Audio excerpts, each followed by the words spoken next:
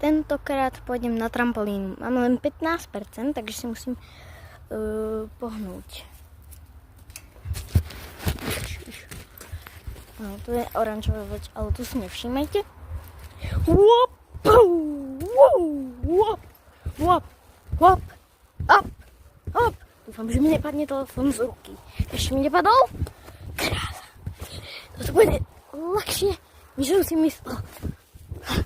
Nejaký baby float. Neviem, čo je float, ja som si myslel, že boat. OK. Hopla, hopla. Boat je loďka. Keď neviete po anglicky. Takže bábätková loďka. Už budem končiť za pár sekúnd. 60 sekundový šortík. Takže nejaká kokiska, prosím.